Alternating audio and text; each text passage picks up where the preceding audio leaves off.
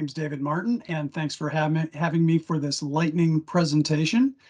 Uh, Trane Company is very excited to talk about some new technology. Well, actually, it's old technology. It's thermal storage technology. It's our ice storage technology that we've been talking about for a long time. But what we've realized is this technology can also be used to replace fossil fuels for heating. So that's what we're going to talk briefly about today.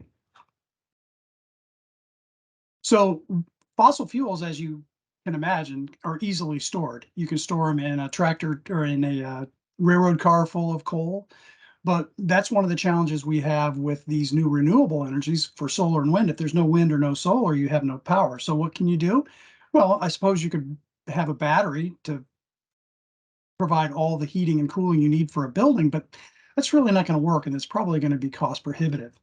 So what we're going to use is a thermal storage technology. And as you can see, there's lots of government credits out there to help design and construct and offset the cost of these projects. So there's a lot of opportunity out there.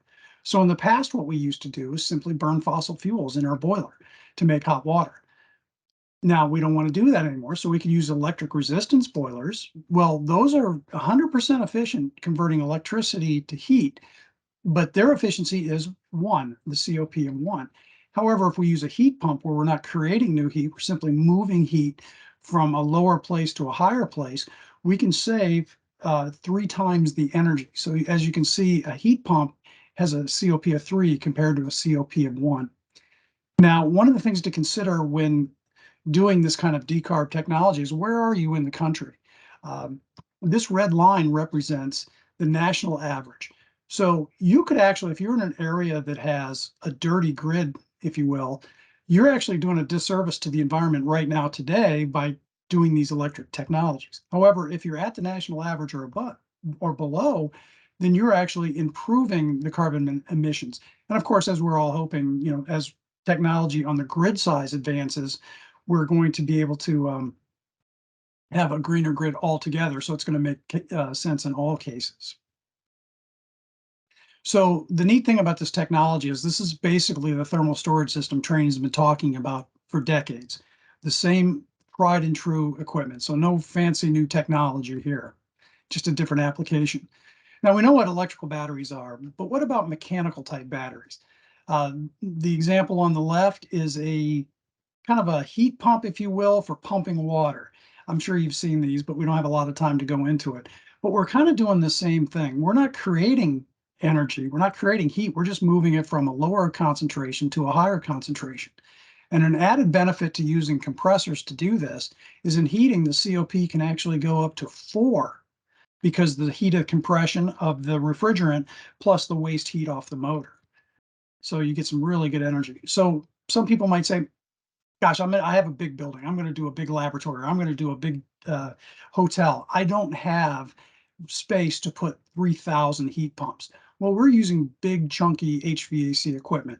So we can do that, and we've done that before.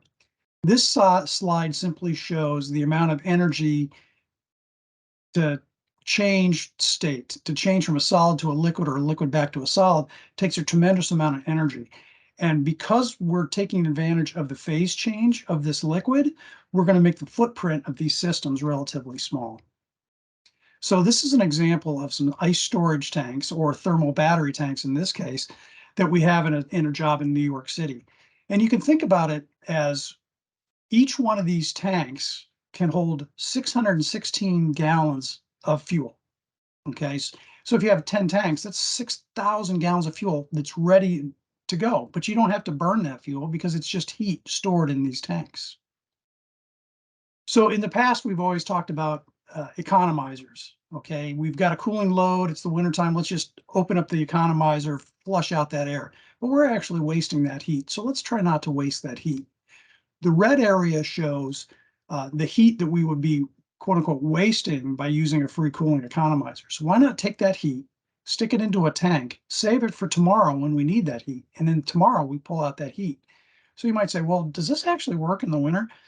We have jobs in New York City. One of them has 44 tanks, and the building owner uses as many tanks as much as he can every single day because that's what's best for his building.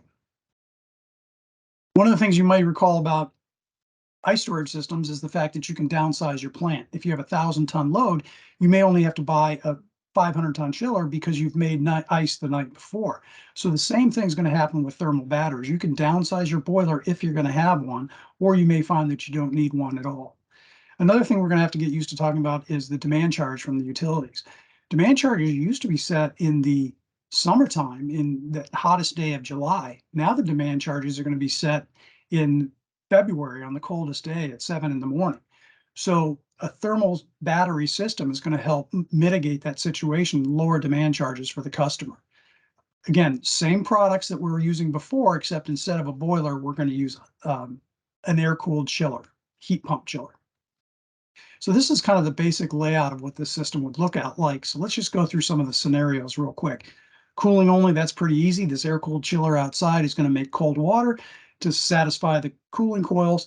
Or if you were making ice the night before, you can draw off the ice tanks. So what if we have a simultaneous heating and cooling load? Well, this is what this situation is here. We're actually taking heat from the cooling coils, moving it into the chiller heater, and then the condenser water is then heating the heating loop for the building. So we're just moving heat from one place to another. Again, very efficient. So let's talk about that free cooling scenario very quickly. In free cooling, we're going to use those cooling coils and we're going to melt ice. And by melting ice, we're actually adding heat to those tanks. And that's the heat we're going to use the next day. So there's some control basics to it, but that's pretty much it. So thanks for your time. And I hope you stick around for the full session. Thank you.